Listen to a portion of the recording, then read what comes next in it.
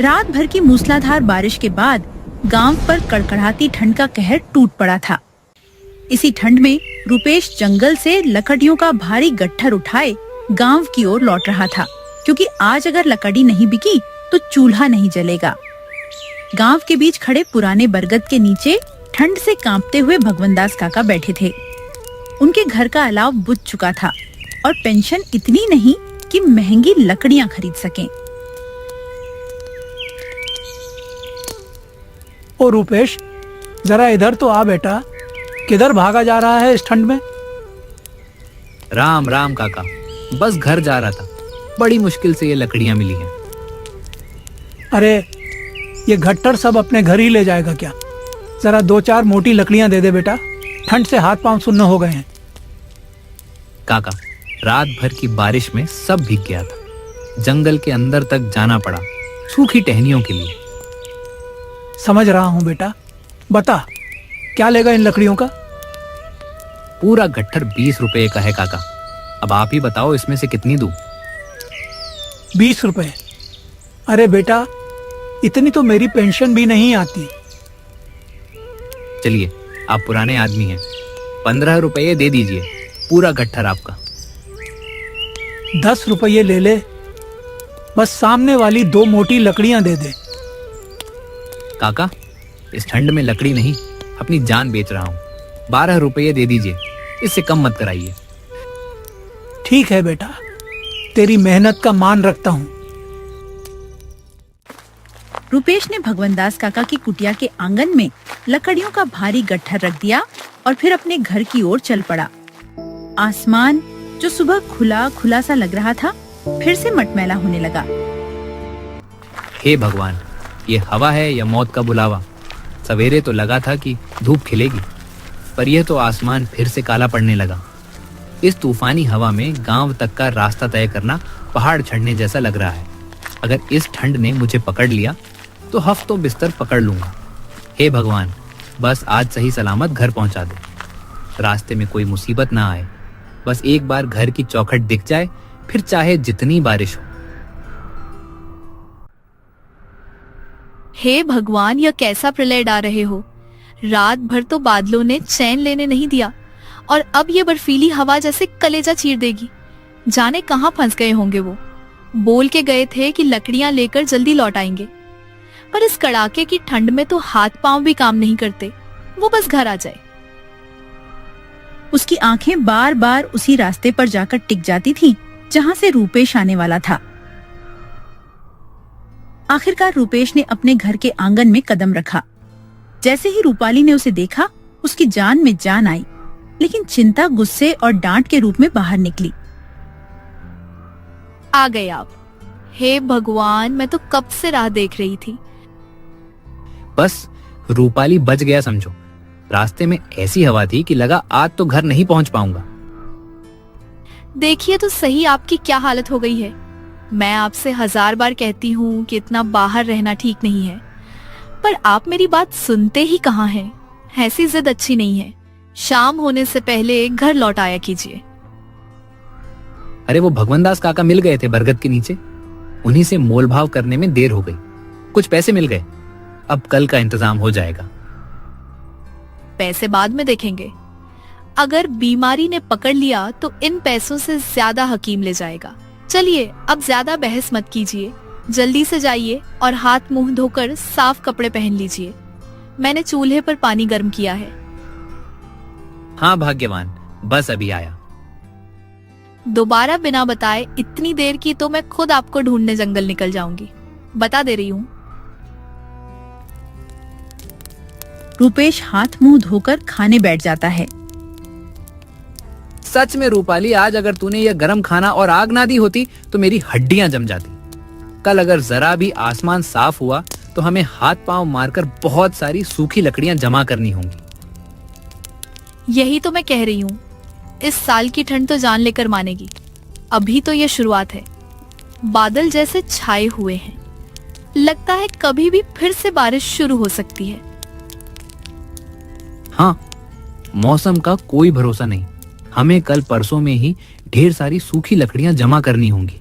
अगर एक बार फिर भारी बारिश हुई तो जंगल में सूखी लकड़ी का एक तिनका नहीं मिलेगा। सही कह रहे हो, घर के चूल्हे के लिए तो चाहिए ही, साथ में कुछ ज्यादा लकड़ियां बटोरनी होंगी। घर के गुजर बसर के लिए उन्हें बेचना भी तो है। वही तो सोच रहा हूँ, पर गांव की हालत देख रही हो, इतनी कड़ाके की ठंड बढ़ गई है कि अब सूरज ढलते ही सन्नाटा पसर जाता है। कोई घर से बाहर पैर निकालने की हिम्मत नहीं कर रहा।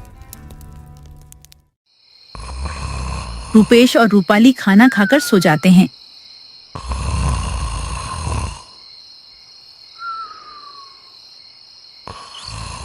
गांव के 4-5 लोग चारों तरफ से आग को घेर कर बैठे थे। अरे भाई लंपट, जरा 2-4 सूखी टहनियां और डाल इसमें। ये पछुआ हवा तो कलेजा चीर रही है। रात की बारिश ने तो बदन का खून ही पानी कर दिया। जो थोड़ी बहुत सूखी टहनियां और छिलके बटोर कर लाए थे वो तो सब जलवे हैं। अब तो बस ये राख और धुआं बचा है। बाहर तूफानी हवा अब सीटी जैसी आवाज निकाल रही थी। गांव की गलियों में सन्नाटा इतना गहरा था कि सिर्फ पेड्ढों के झूमने की आवाज आ रही थी।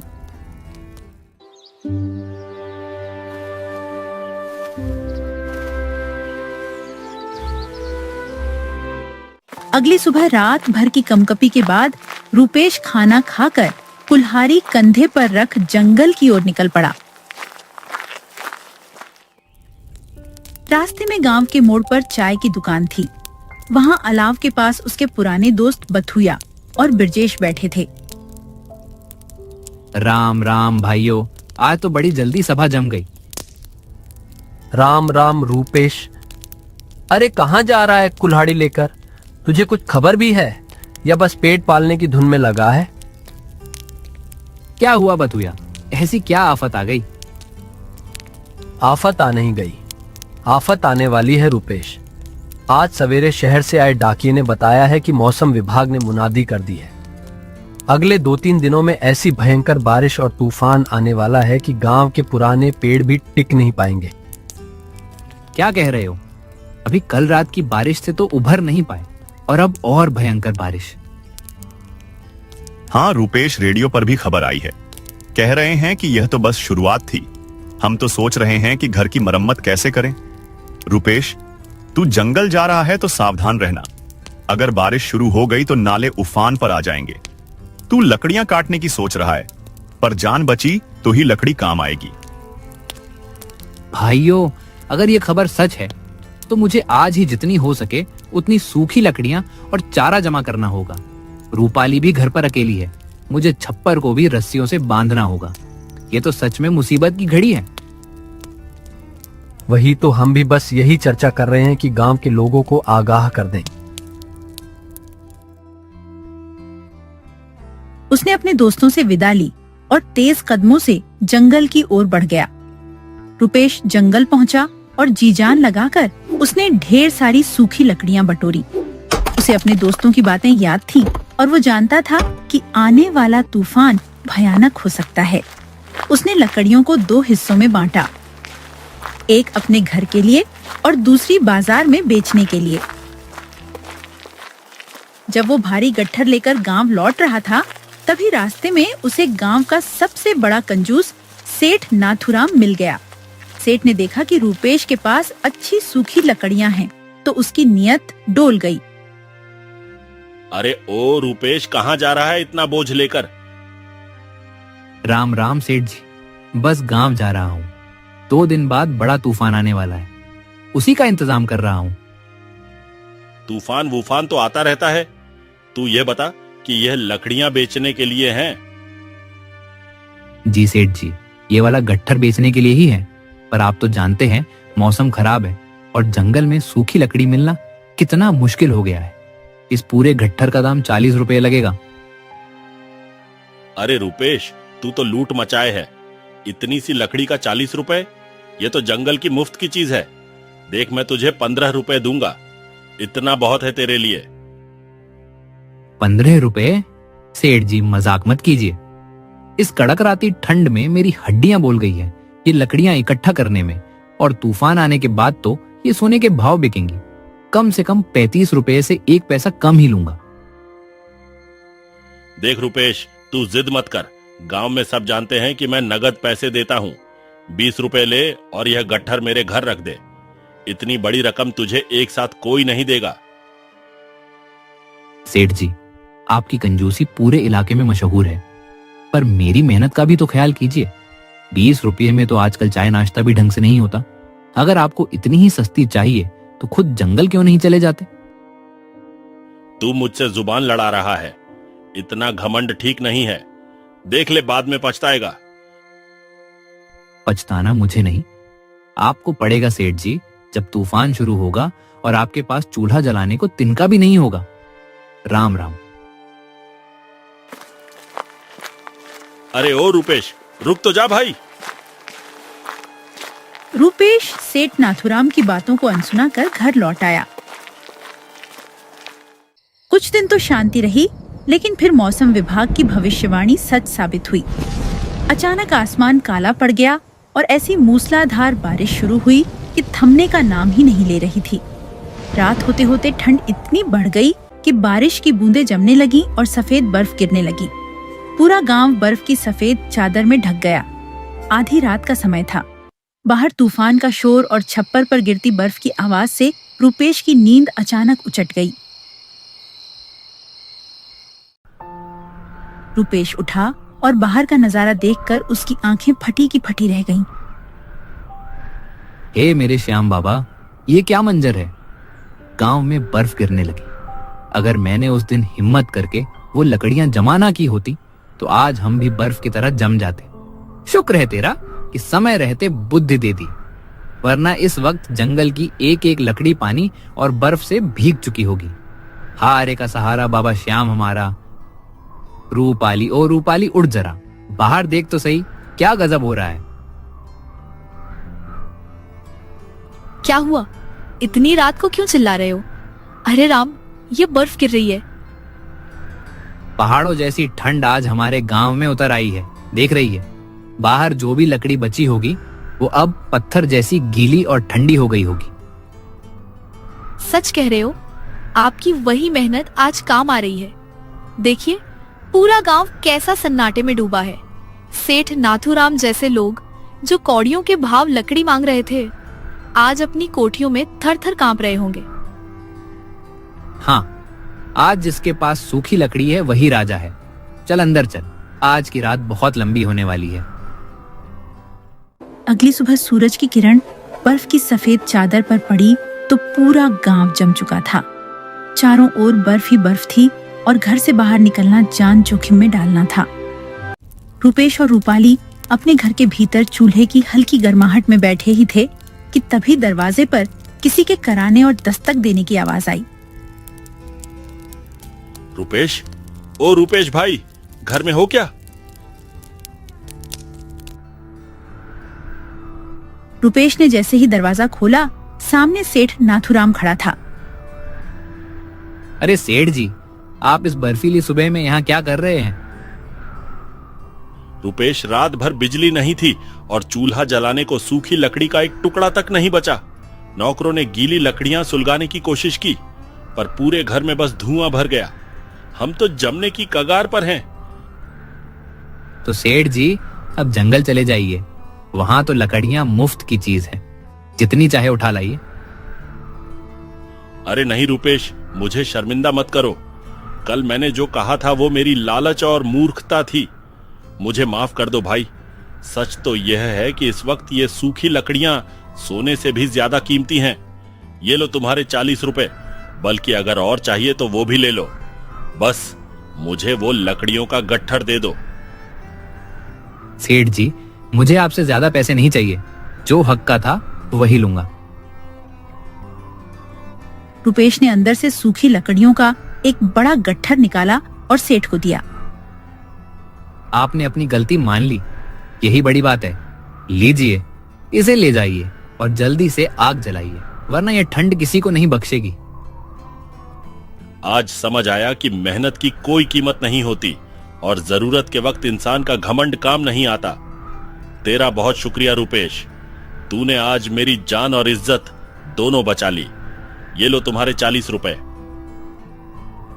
सेठ नाथुराम, रुपेश ने 40 रुपए लिए और लकड़ियां लेकर तेजी से अपने घर की ओर चल दी। देखा, कुदरत जब अपना रंग दिखाती है तो बड़े बड़ों का घमंड बर्फ की तरह पिघल जाता है। गांव में बर्फबारी थमी तो थी, लेकिन ठंड अभी भी वैसी ही जानलेवा बनी हुई थी।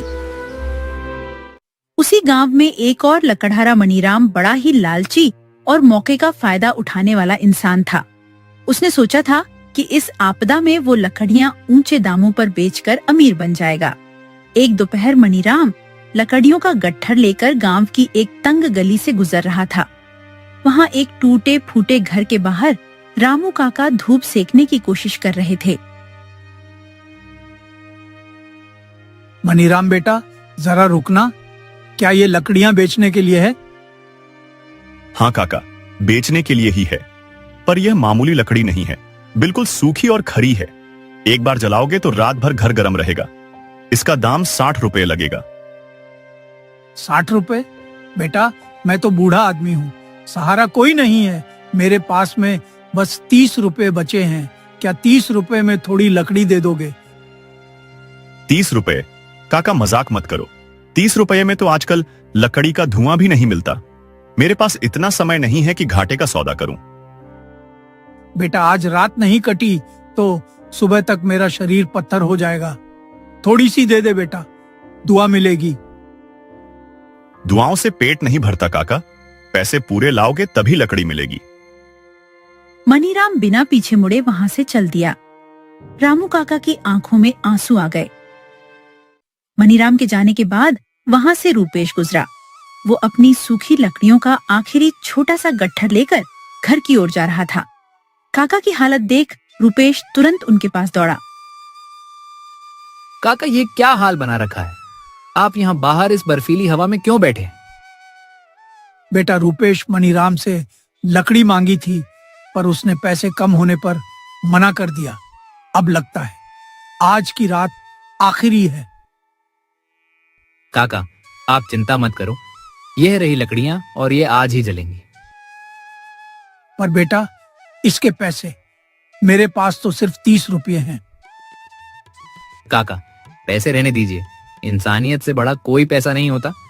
आप बस हाथ सेकिए। तभी गली के मोड़ पर मनीराम वापस लौटता हुआ दिखा। अरे रूपेश, तू यहाँ क्या कर रहा है? मनीराम भाई, ये देखो, तुम्हारा गट्ठर अभी भी तुम्हारे कंधे पर है। जानते हो क्यों? क्योंकि गांव वाले गरीब हो सकते हैं, पर बेवकूफ नहीं। सब तेरी वजह से हुआ है। तूने सस्ते में लकड़ियां बेचकर मेरा धंधा चौपट कर दिया। धंधा नहीं मनीराम, मैंने तो सिर्फ धर्म निभाया है। देख, अब आसमान फिर काला हो रहा है। तेरी लकड़ियां भारी और सूखी तो है, पर अगर अगले 1 घंटे में नहीं बिकी तो फिर से बारिश होगी और तेरा ये सारा लकड़ियां कीचड़ बन जाएगा। फिर कोई फूटी कौड़ी भी नहीं देगा। रात की भयंकर बर्फबारी के बाद जंगल का हाल बुरा था।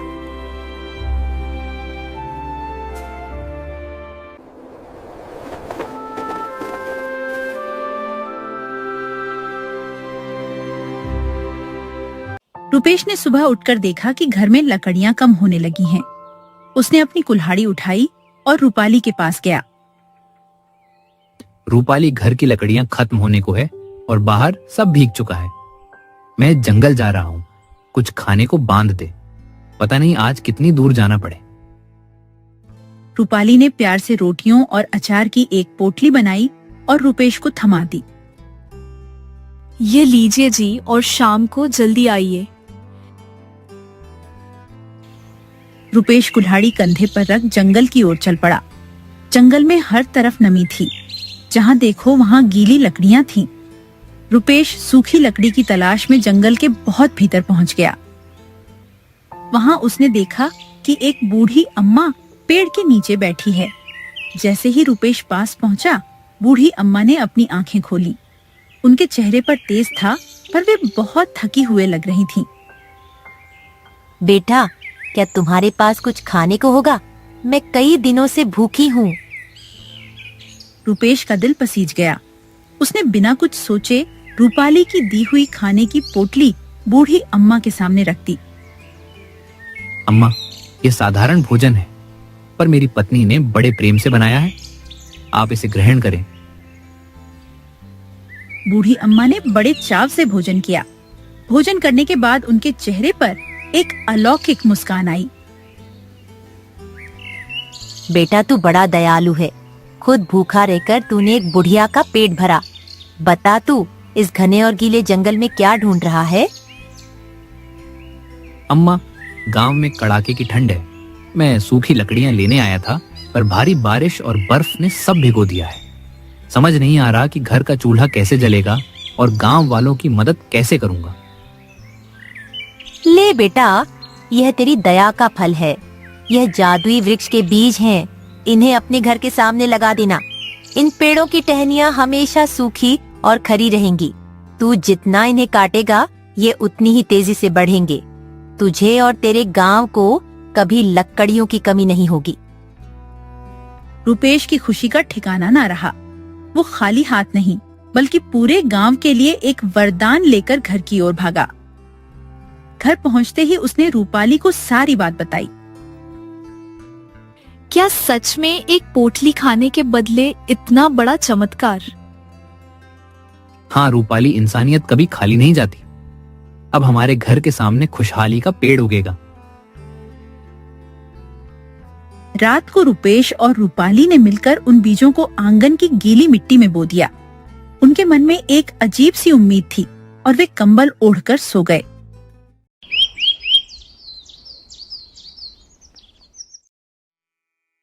जैसे ही सूरज की हल्की सी किरण पड़ी, रुपेश की आंख खुली। उसने बाहर झांका और चीख पड़ा। रूपाली, रूपाली जल्दी बाहर आ। देख ये क्या हो गया। रूपाली बाहर आई और अपनी आंखों पर विश्वास नहीं कर पाई। जहां कल रात सिर्फ खाली जमीन थी, वहां अब एक विशाल, हरा भरा और मजबूत पेड़ खड़ा था। हे भगवान, यह तो कमाल है। रात भर में इतना बड़ा पेड़, इसकी टहनियां तो देखो। ऐसा लग रहा है जैसे किसी ने सुखाकर यहाँ टांग दी हो। रूपाली, उस बूढ़ी अम्मा ने सच कहा था। देख, हमारा यह पेड़ सूखी लकड़ियों का खजाना बन गया है।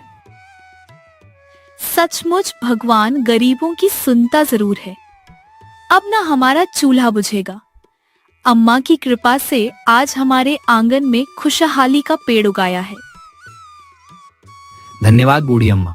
आप इस कड़ाके की ठंड और बारिश के कहर में हमारे लिए साक्षात भगवान बनकर आए। आपने न सिर्फ मेरी भूख का मान रखा, बल्कि पूरे गांव को जमने से बचा लिया। रुपेश ने उस पेड़ से सूखी लकड़ियां काटी और उनके छोटे छोटे गट्ठर बनाकर गांव की ओर निकल पड़ा।